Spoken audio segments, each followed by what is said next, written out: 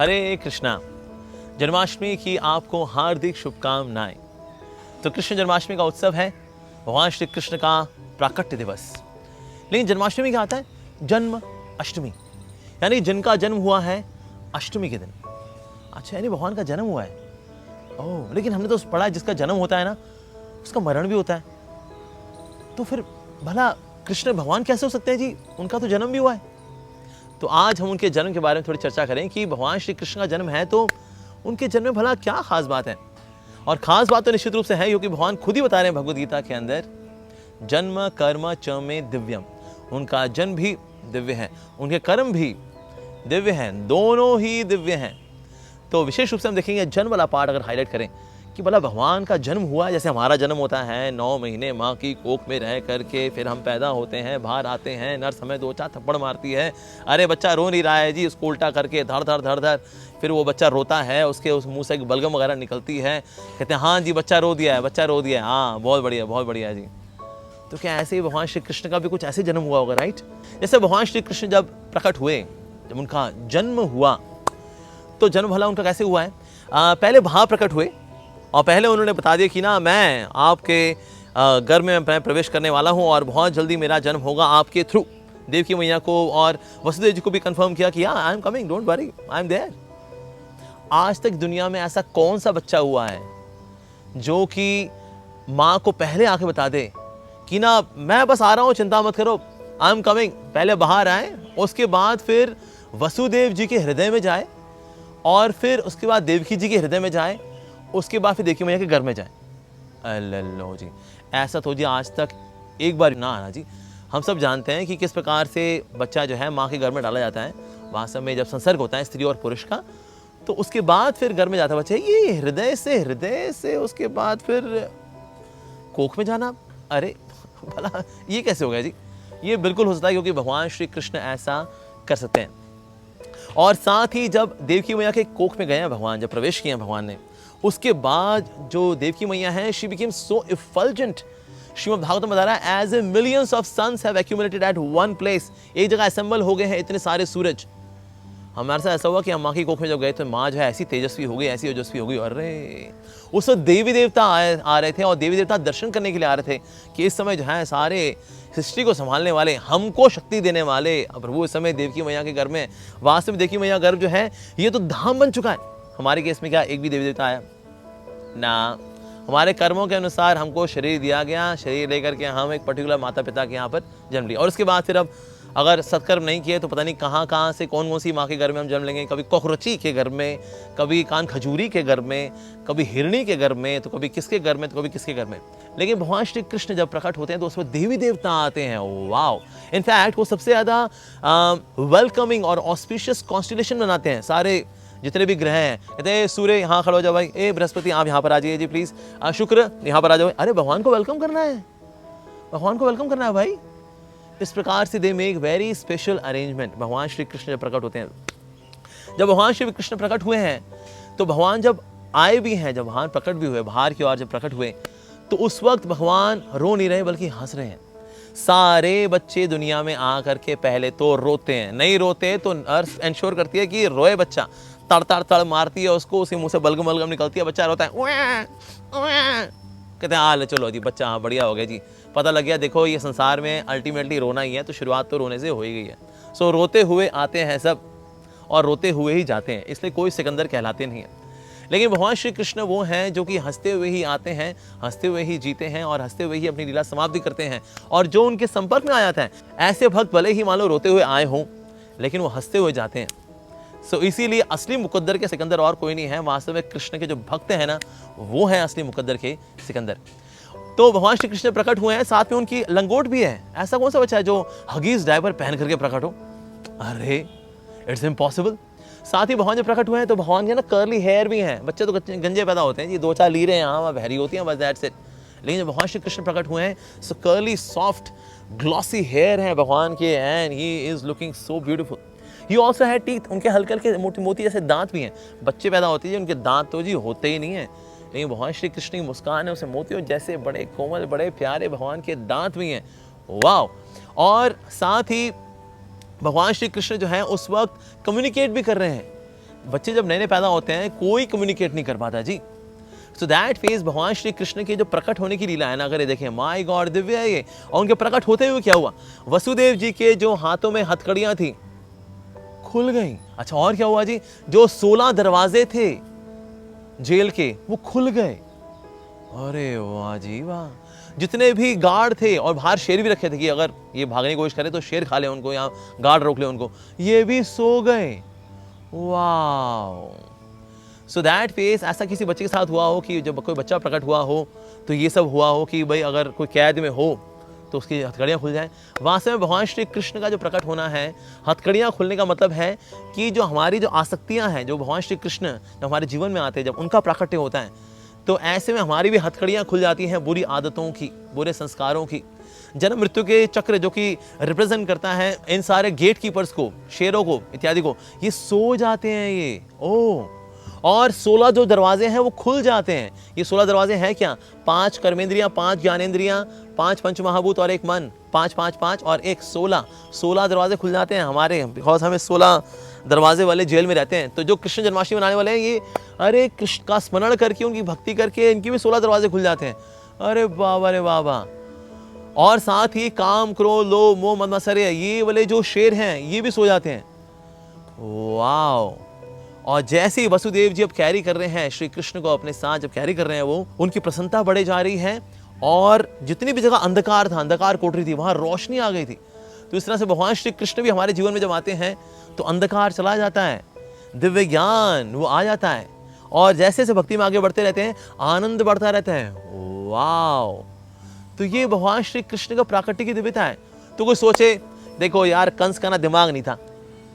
कंस अगर एक भाई सिंपल है, भाई ये बच्चा, भाई उनको पता भी 8वां बच्चा जब उसको मारने वाला है, तो भाई तुम देवकी और वसुदेव को अलग अलग सेल में रखो, पहला बच्चा ही पैदा नहीं होगा, 8वें बच्चे की तो दूर की बात। कंस है ना, उसका दिमाग नहीं था। मैं बहुत दिमाग वाला हूँ, मैं बहुत लॉजिकल हूँ। कंस भले ही नेगेटिव रोल प्ले कर रहा है लीला के अंदर, लेकिन नेगेटिव रोल प्ले करते हुए वो जानता है कि मुझको लीला में कैसे कॉन्ट्रीब्यूट करना है, लीला को खराब नहीं करना। इसीलिए हमारे जैसे लोग जो हैं इस दुनिया वाले, हम लोग लीला में नहीं हैं, क्योंकि हम लीला खराब कर देंगे, हम लोग तो हम अलग अलग कर देंगे। हालांकि भगवान को प्रकट होने के लिए कोई बायोलॉजिकल तरीका नहीं पता चाहिए होता कि जब तक स्त्री और पुरुष का संसर्ग नहीं होगा जी, तब तक तो बच्चा पैदा नहीं होगा जी, तो भगवान ही प्रकट नहीं हो पाएंगे फिर। लेकिन भगवान के केस में ऐसा नहीं है। भगवान श्री कृष्ण प्रकट होते हैं इसलिए नहीं कि स्त्री और पुरुष जो है साथ साथ थे तो इसलिए पैदा हो पाए। अगर अलग अलग होते फिर भगवान सोच रहे होते, अरे अब मैं कैसे आऊँ, because I depend on biological process of appearing in this world. संसार में प्रकट होने के लिए मेरे को तो ये जो जैविक तरीका होता है वो उसके बिना मैं आ नहीं पाऊंगा। नहीं जी नहीं, इनको प्रकट होना होता है तो खंबे से प्रकट हो जाते हैं। नरसिंह भगवान कहाँ से प्रकट हुए? खंबे से। अगर कोई पूछे नरसिंह भगवान से या फादर से, वो क्या बताएंगे? वो माय फादर्स नेम इज खंबा। Is it like that? नहीं। तो वास्तव में इसलिए जितने भी भगवान के अवतार हैं वो कभी भी कैसे प्रकट हो सकते हैं। जैसे कि वराह अवतार प्रकट हुए तो ब्रह्मा जी की नासिका से हुए, लो जी। So that is Lord can appear from any place. Ram ji खीर खा के भला कौन सा व्यक्ति आज तक पैदा हुआ है? लेकिन जो दशरथ महाराज की तीनों वाइफ थी, सुमित्रा, कैकेयी और कौशल्या, क्योंकि उन्होंने खीर खाई, which was given from यज्ञ पुरुष, पुत्र कामेष्टि यज्ञ के बाद, खीर खा के कौन पैदा होता है जी? ये कौन सा तरीका है? सो भगवान जो है कैसे भी प्रकट हो सकते हैं। भगवान किसी बायोलॉजिकल प्रोसेस के ऊपर निर्भर नहीं करते जी। और जब भगवान श्री कृष्ण कैरी भी कर रहे हैं, जब वसुदेव जी, एट दैट टाइम जो बादल हैं वो सोच रहे हैं, बादल ये सोच रहे हैं कि भगवान ने देखो हमारा कॉम्प्लेक्शन लिया, इसलिए हमारा तो जी वंश का वाह वाह हो गई। तो इसीलिए खुशी में जो है वो आंसू बहा रहे हैं और अपने अश्रुओं से अभिषेक कर रहे हैं और सोच रहे हैं कि ना भगवान गीता में आगे जाके बताएंगे, पत्रम पुष्पम फलम तोयम, पत्र, पुष्प और फल और जल ये हम अर्पित कर सकते हैं जल को। तो आओ ना, जल अर्पित करते हैं ना फिर। तो अपने आंखों के जो अश्रु हैं उनसे भगवान श्री कृष्ण का अभिषेक कर रहे हैं। कहते हैं देखो इसके पहले देवकी मैया ने अभिषेक कर दिया अपने आंसुओं से, बाद में यशोदा मैया अभिषेक करेंगे, लेकिन हमारा तो चांस बीच में लगा है, चलो हम अभिषेक कर दें। अनंत शेष खुद आए हुए थे उनको ढकने के लिए कि जो बारिश हो रही है तो हल्की हल्की बारिश है, ये नहीं कि भगवान श्री कृष्ण पूरे भीग जाएंगे। तेरी सेवा होगी लेकिन बराबर, ऐसा नहीं झरझर झरझर। सो अनंत शेष जो है पीछे पीछे चल रहे हैं। यमुना माई जो है उन्हें रास्ता दे दिया और इतनी ऊंची जा करके बस पाँव छू करके भगवान श्री कृष्ण के आगे बढ़ गई और उनको रास्ता दे दिया। And then Vasudev ji in this way he crossed Yamuna as well. ऐसा भला कौन से बच्चे के साथ हुआ है जी? तो इस दुनिया के लोग अगर कोई ये मान के चले जी देखिए जन्म तो जी जिसका जन्म हुआ है उसको मरना ही है, अरे भगवान श्री कृष्ण का जन्म हुआ ही नहीं भाई, ये तो लीला है प्रभु की। ऐसा कौन प्रकट हुआ आज तक?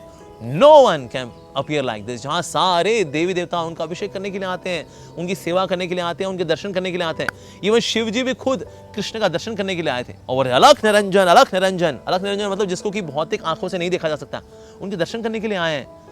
और श्री कृष्ण जो है रो रहे थे, यशोदा मैया सोच रही आज मैंने तो इसको स्तनपान भी कराया, ये भला क्यों रो रहा है आज मेरा बच्चा। तो तभी जो है जब बाहर अलख निरंजन करते हुए शिव बाबा आए हुए थे, शिव जी आए हुए थे, तो गोपी ने कहा बाहर कोई बाबा जी आए हुए, चल उनसे आशीर्वाद दिला दे, क्या पता उससे शांत हो जाए। तो जब उनके दर्शन कराए जैसे, तो कृष्ण ने जो है अपने भक्त को देखा, शिव जी को देखा, शिव जी ने अपने इष्ट देव को देखा, कृष्ण को देखा, और तब जो है दोनों एक दूसरे को निहार रहे हैं।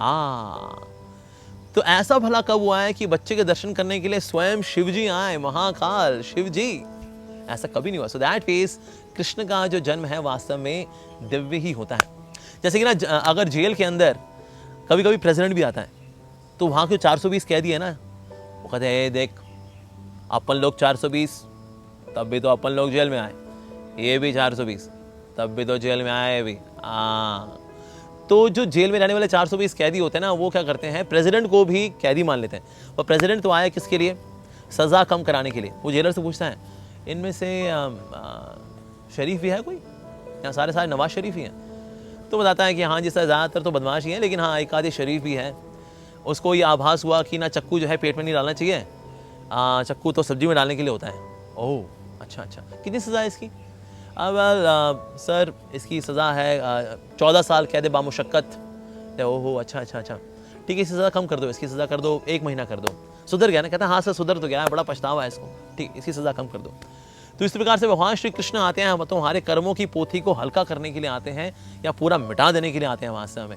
लेकिन हम जो संसार के लोग हैं, हमको लगता है भाई हमारा भी जन्म हुआ, हमारा ही मरण हुआ, तो भगवान श्री कृष्ण का भी जन्म हुआ, उनका ही मरण होगा। नो, भगवान श्री कृष्ण का आना, उनकी लीलाएं करना, उनका जाना, सब कुछ दिव्य होता है वास्तव में।